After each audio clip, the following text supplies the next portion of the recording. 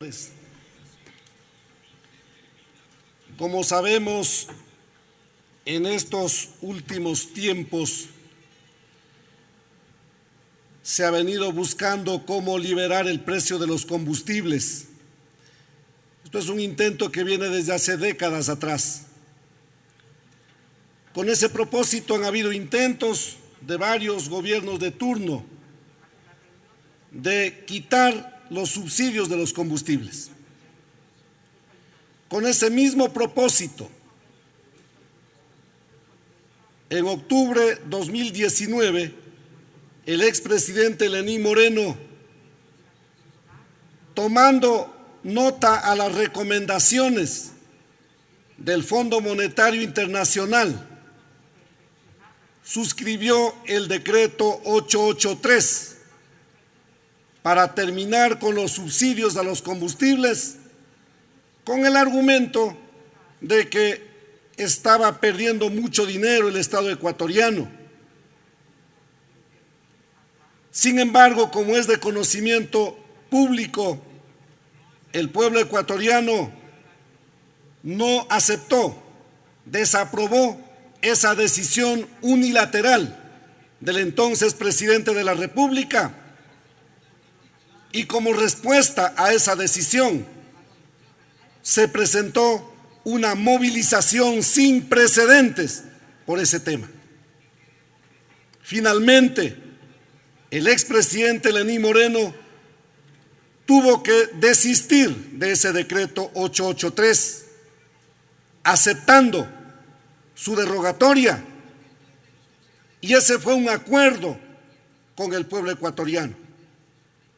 Sin embargo, el siguiente año, aprovechándose que el pueblo ecuatoriano tuvo que forzosamente cumplir con la cuarentena frente a la pandemia, aprovechándose que todos estuvimos en casa, en mayo del año pasado, el mismo presidente Moreno revive esos decretos, revive el decreto 883 con los números 1054, 1158, con el propósito de terminar con los subsidios y más bien de concatenar el precio de los combustibles a nivel internacional.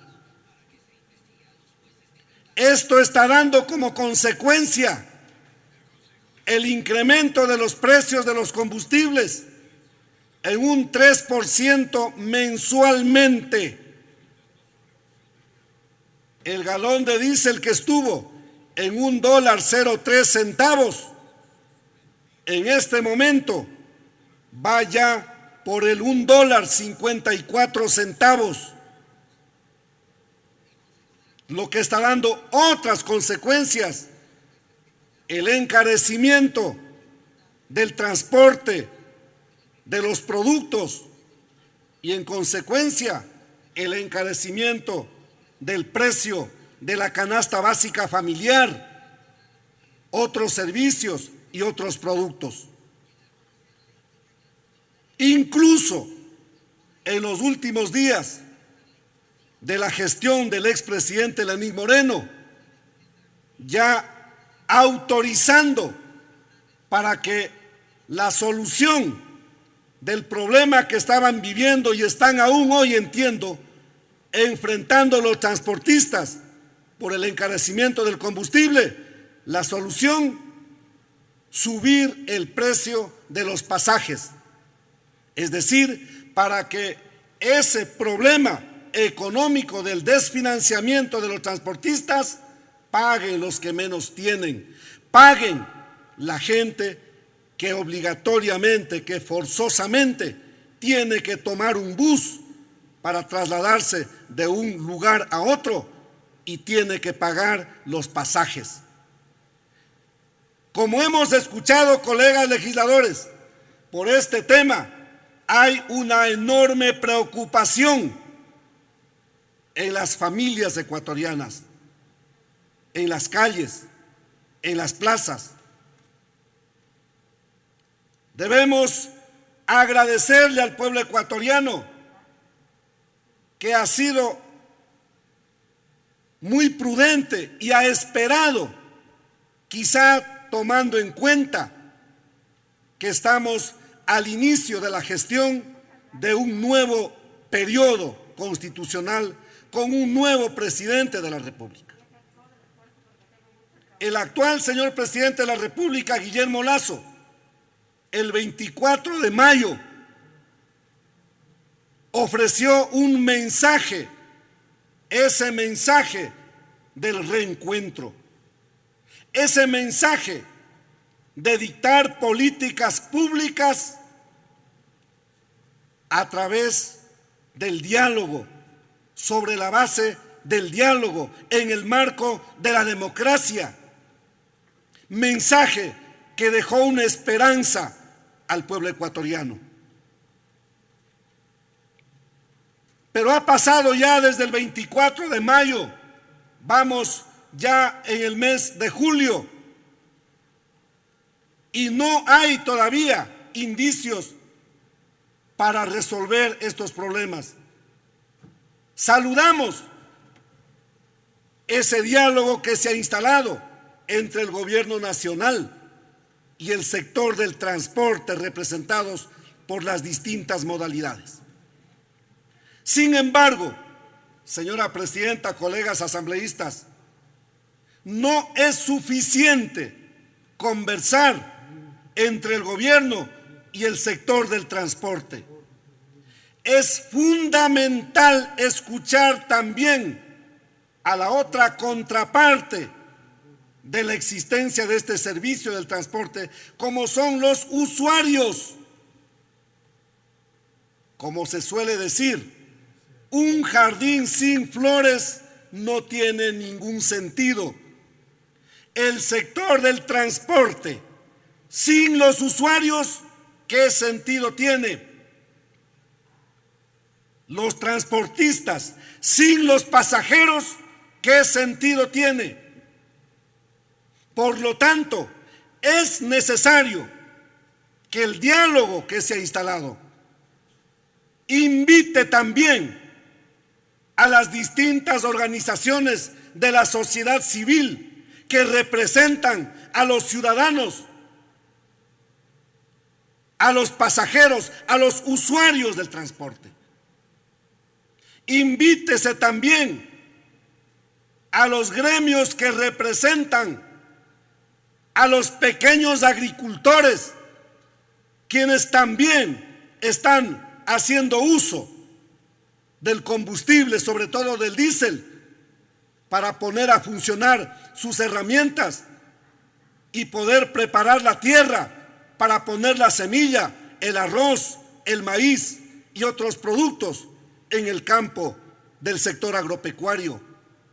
Es necesario escuchar a todos estos sectores. Por eso, señora presidenta, y con el afán de que sea el diálogo el mecanismo que ayude a resolver estos temas. Ya tenemos suficiente experiencia los ecuatorianos. Tomar decisiones sin consultar a los ecuatorianos nos ha dejado consecuencias lamentables. No esperemos, colegas asambleístas, y desde aquí enviamos este mensaje para el señor presidente de la República. No esperemos que el pueblo ecuatoriano resuelva estos temas en las calles como nos ha tocado en otras ocasiones. Resolvamos estos asuntos de una manera oportuna, que sirva la institucionalidad para resolver estos temas. Hagamos uso de la principal herramienta que existe en democracia, como es el diálogo, para exponer las propuestas.